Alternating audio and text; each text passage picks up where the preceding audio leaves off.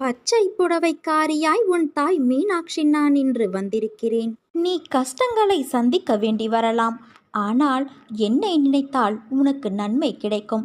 நீ தனியாக பயணம் செய்யாதே. ஒரு நண்பனை உடன் அழைத்துச் செல். உன்னுடைய நண்பனால் நீ ஒரு இக்கட்டான சூழ்நிலையிலிருந்து காப்பாற்றப்படுவாய். நீ உயிராய் நினைக்கும் உன் தாய் மீனாட்சியான என்னுடைய சத்திய வாக்கு. எல்லா சந்தர்ப்பங்களிலும் உன்னை அன்போடு அரவணைத்து கொண்டுதான் வருகிறேன். என் பிள்ளை உனக்கு செய்ய வேண்டியதை தக்க சமயத்தில் நன்கு செய்வேன். சற்று பொறுமையாக இரு. என் மீது நீ நம்பிக்கையாக இருக்கும்போது உனக்கான நியாயத்தை நான் செய்யாமல் போவேனா? நீ இழந்த அனைத்தையும் மீண்டும் பெறுவாய். அதற்கு உன் அன்னை நான் பொறுப்பு. நீ விரும்புவது தாமதமாவது உன்னுடைய கர்ம வினையினால். உன் சந்தோஷத்திற்காக உன் கருமாக்களை தட்சிணையாக நான் எடுத்துக்கொண்டு உனக்கு புண்ணியத்தை உண்டாக்கி கொண்டு இருக்கிறேன். உன் கர்ம வினைகளை விரைந்து முடிக்கவே நானும் போராடி கொண்டு இருக்கிறேன். அதுவரை நீ கொஞ்சம் அமைதியாக இரு. நீ என்னிடம் எதையும் வேண்டினால்தான் நான் செய்வேன் என்று அல்ல. உனக்கு எதை எப்பொழுது எப்படி செய்ய வேண்டும் என்று எனக்கு தெரியும். உன் ஆசைகள் எண்ணங்கள் அனைத்தும் கூடிய விரைவில் நிறைவேறும். எப்பொழுதும் யாரையும் நீ சார்ந்திருக்காதே என் குழந்தையே. உன் வாழ்க்கையில் இக்கட்டான நிலையில் எடுக்க வேண்டிய முடிவை நீயே முடிவு செய். உன்னுள் இருக்கும் நான் அதற்கு உதவி புரிவேன். ஆனால் நீயோ உன் மீது அன்பும் அக்கறையும் இல்லாத உன் சுற்றத்தார்கள் சில பேரிடம் சென்று அறிவுரை கேட்கிறாயே. ஏன்? எவர் மீதும் கோபம் கொள்ளாதே. அது கொடியது. உதவி புரிபவர்களிடம் மட்டுமல்லாமல் உதாசீனப்படுத்தியவர்களிடமும் கூட கோபப்பட்டு விடாதே. அனைவரிடமும் அன்பாக பேசு. நீ வருத்தப்படுவதால் இங்கு எதுவும் மாறாது. நம்பிக்கையோடு கம்பீரமாக உன் குறிக்கோளை நோக்கிச் செல்.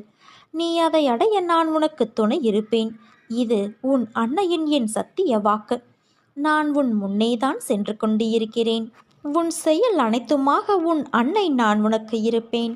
நீ என் பரிபூரண அருளும் ஆசியும் அன்பும் பெற்ற என் செல்ல குழந்தை. எந்த ஒரு சூழ்நிலையிலும் நீ கவலை கொள்ளாதே என் குழந்தையே. அப்படிப்பட்ட நிலையில் நீ என்னை மனதார நினைத்தால் மறுகணமே நான் உன்னுள் இருப்பேன். உனக்கு அதை தாங்கும் வலிமையையும் பிரச்சனைகளை எதிர்கொள்ளும் தைரியமும் உன்னுள் இருக்கும் நானே அளிக்கின்றேன். எனது பக்தனின் வாழ்வில் நடக்கும் எந்த ஒரு செயலும் எனது அனுமதியின்றி நடக்காது. அவனது வாழ்வில் என்ன நடந்தாலும் அவனது நன்மைக்காக மட்டுமே நான் நடத்துகிறேன் என்பதை முழுமையாக அவன் நம்புவான். அவன் வாழ்வில் அனுபவிக்கும் ஒவ்வொரு சுகங்களும் எனது ஆசீர்வாதத்தால் அளிக்கப்பட்டது.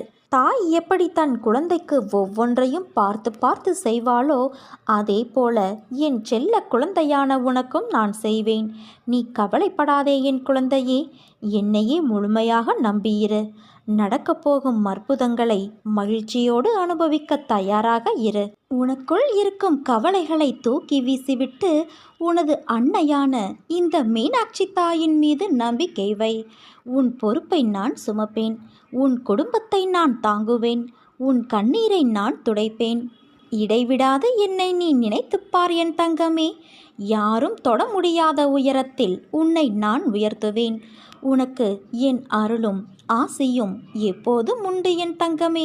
நீ ஜெயமாக வாழ்வாய். இன்றைய தினம் உன்னால் என்னை பார்க்க முடிந்தால் நாளையே நீ கேட்டது நினைக்கும். நீ என்னை பார்த்த இந்த நொடி முதல் உன் கவலை, கஷ்டம், வறுமை, பிணி இவை அனைத்தும் உன்னை விட்டு விலகிவிடும். பிறர் உன்னை குறை கூறினாலும் உனக்கு கெடுதலே நினைத்தாலும் நீ அவர்களுக்கு நல்லதையே நினைக்க வேண்டும். நாம் எதை செய்கிறோமோ அதைத்தான் திரும்ப பெறுவோம். எல்லா சூழ்நிலைகளிலும் நீ நல்லதையே நினை. உனக்கு நல்லதே நடக்கும். உன் கோரிக்கைகளை என் செவிகளின் வழியாக நான் கேட்டுக்கொண்டே இருக்கின்றேன். உனக்காகவே நான் அவதரித்து வந்திருக்கின்றேன். உன்னை அழகுபடுத்தி வாழ்க்கை என்னும் புத்தகத்தில் நுழைத்து அதை பக்குவமாக கையாள வைத்திருக்கின்றேன். காயங்கள் இல்லாமலும் வலிகள் இல்லாமலும் வாழ்க்கையை கையாள முடியுமா?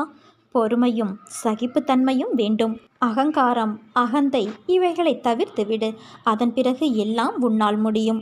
வாழ்க்கை சக்கரத்தில் அனைத்தையும் எதிர்த்து சந்திக்க நீ தயாராக இருப்பாய். வாழ்க்கையில் வருவது அத்தனையும் நிரந்தரமில்லை. அனைத்தும் மாயை. ஒரு நாள் உனக்கு, இன்னொரு நாள் வேறு ஒருவருக்கு. அதனால் கவலைப்படாமல் மகிழ்ச்சியோடு இருக்க பழகிக்கொள் என் குழந்தையே. உன் கோரிக்கைகள் எதுவாக இருந்தாலும் அதை கண்டிப்பாக நிறைவேற்றி நான் தருவேன். கர்ம வினைகள் உன்னை விட்டு விலகப் போகிறது. கடன் தொல்லைகள் விலகப் போகிறது. வர வேண்டியது வந்து சேரப்போகிறது. நீ எதற்காக காத்திருந்தாயோ அது நிச்சயம் நிறைவேறும். நீ விரும்பிய வாழ்க்கை, விரும்பிய வேலை, இவை அத்தனையும் என் பரிபூர்ண ஆசிர்வாதத்தோடு உனக்கு கிடைக்கப் போகிறது தங்கமே. இனி நீ கொடி கட்டி பறக்கப் போகிறாய்.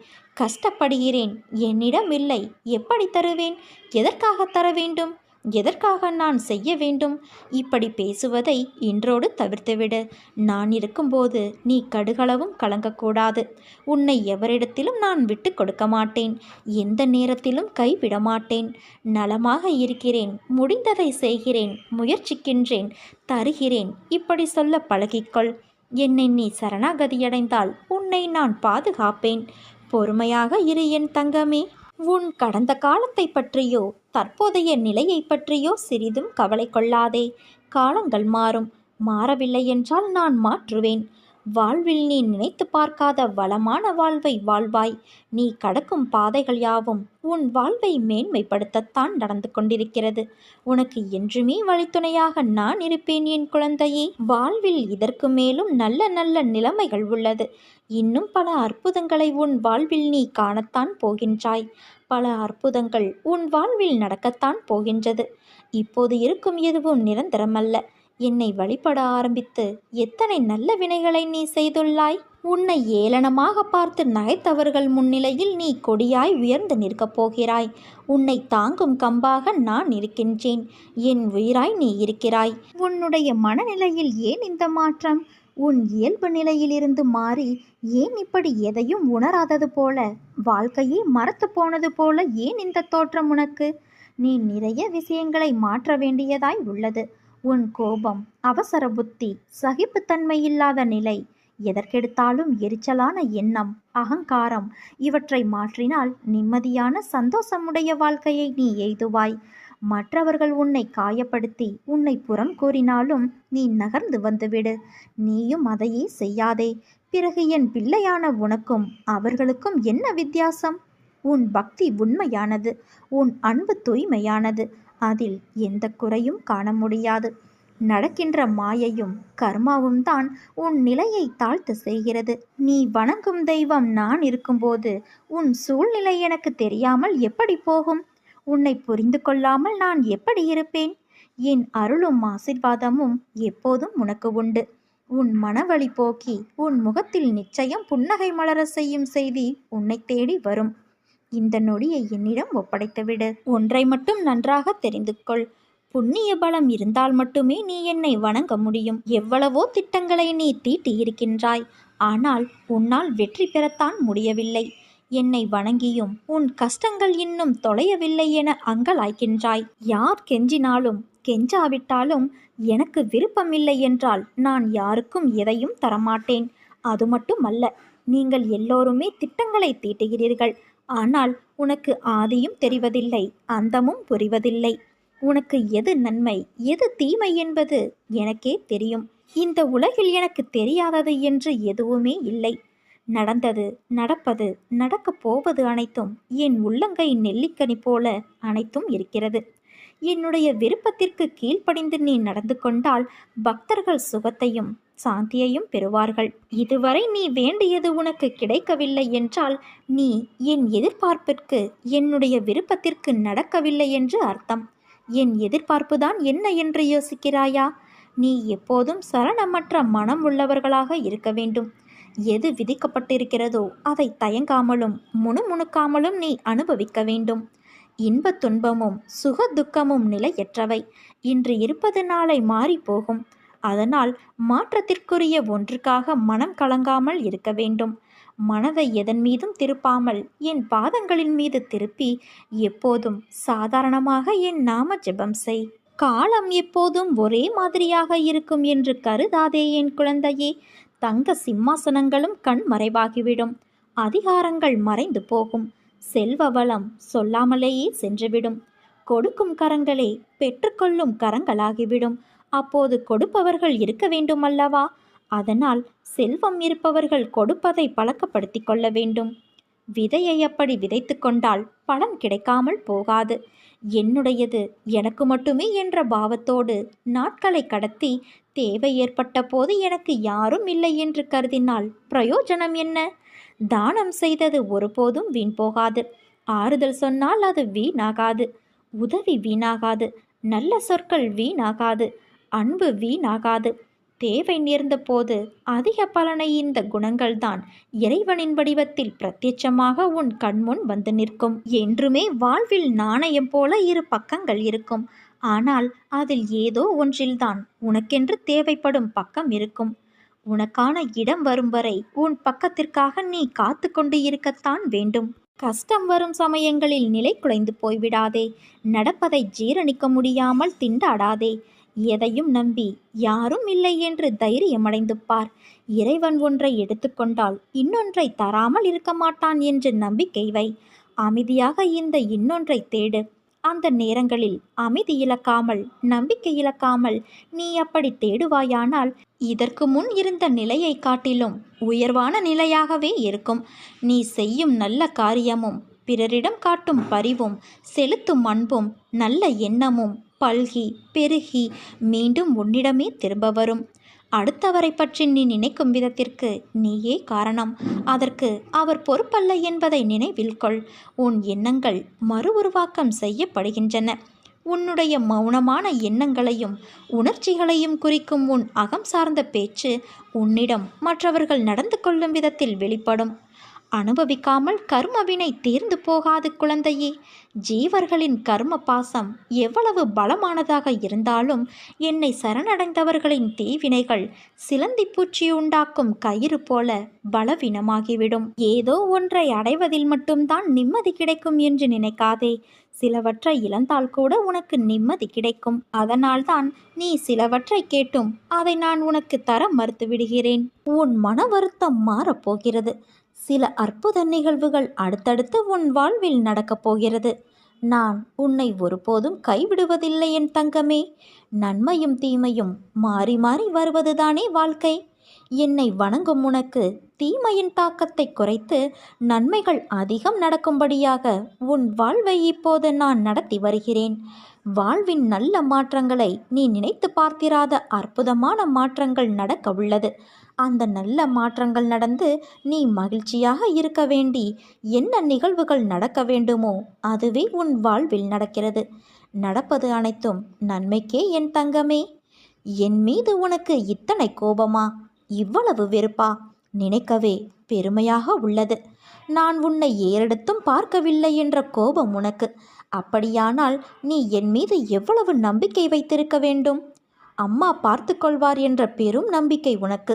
அதனால்தான் உனக்கு கஷ்டம் வந்தவுடன் என் மீது நீ கோபம் கொள்கிறாய். இவ்வளவு அன்பு உள்ளம் கொண்ட உன்னை வீணாக நான் விட்டு விடுவேனா? உன்னை துன்பச்சேற்றில் மூழ்கிவிட நான் ஒரு காலம் சம்மதிக்க மாட்டேன். உனது துக்கம் நிச்சயம் மகிழ்ச்சியாக மாறும். உன் வாழ்க்கை சீர்படும் காலம் விரைவில் வரும். உன் வீட்டில் வளர்கிற ஒரு நாய்க்கு விரும்பியோ வெறுப்புடனோ எப்படியோ நீ உணவு கொடுக்கிறாய். அது உயிரோடு இருந்துவிட்டு போகட்டும் என்ற தர்ம சிந்தனை உன் மனதில் தோன்றுமல்லவா? உறவில் எந்த தொடர்பும் இல்லாத ஒரு நாய்க்காக நீ விரும்பியோ வெறுப்பிலோ பரிதவிக்கும் போது என் ஆன்மாவை அனுப்பி சிருஷ்டித்த நான் உன்னை பராமரிக்காமல் விட்டு விடுவேனா? இதற்கு முன்னால் நீ கடந்து வந்த கடினமான பாதைகளை சற்று நினைத்துப்பார். அதிலெல்லாம் உன்னை தூக்கி சுமந்து நான் காப்பாற்றி வந்தேன். இனியும் அப்படியே உன்னை நான் காப்பாற்றுவேன். உனது பிள்ளைகளையும் உனது எல்லைகளையும் நானே முன்னின்று காப்பாற்றி தருவேன். உனக்கு சோதனையாக தெரிகிற இந்த காலத்தை மனதில் வைத்து கொள்ளாதே. என்னுடைய அற்புதங்கள் இனி உன் வாழ்வில் நிகழ்வதற்கான உருவான ஒரு வழி என நினைத்துக்கொள்.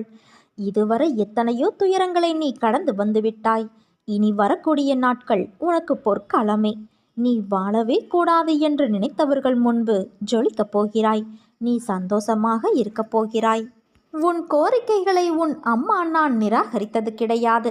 என்றுமே நிராகரிக்க நினைத்ததும் கிடையாது. நிச்சயம் அது நிறைவேறும். உன் கனவுகள் அனைத்தும் மெய்ப்படப் போகிறது.